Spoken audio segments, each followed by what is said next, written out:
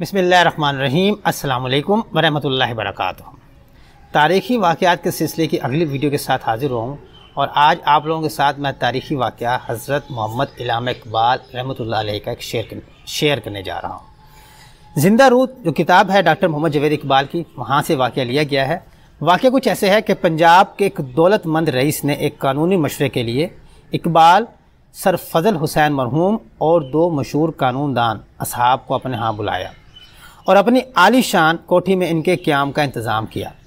رات کو جس وقت اقبال اپنے کمرے میں آرام کرنے گئے تو ہر طرف عیش و عشرت کے سامان کو دیکھ کر اور اپنے نیچے نہایت نرم اور قیمتی بستر پا کر اچانک ان کے دل میں خیال آتا ہے کہ آج ہم جس رسول پاک صلی اللہ علیہ وآلہ وسلم کی جوتیوں کے صدقے اس مقام تک پہنچے ہوئے ہیں، انہوں نے اپنی پوری زندگی بوریا پر سو سو کے گزاری تھی۔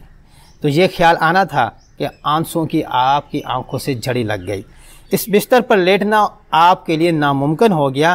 اٹھے اور برابر غسل خانے میں جا کر ایک کرسی پر بیٹھ گئے اور مسلسل رونا شروع کر دیا۔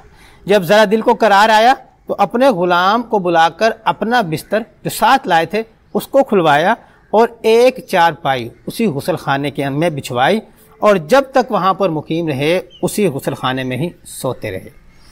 ہمیں علامہ محمد اقبال کی شاعری سے تو آپ کا عشق مصطفیٰ صلی اللہ علیہ وآلہ وسلم تو نظر آتا ہے، اور یہ تاریخی واقعہ بھی ہمیں انہی کا ہی ایک عشق مصطفیٰ صلی اللہ علیہ وآلہ وسلم کی مثال نظر آتی ہے۔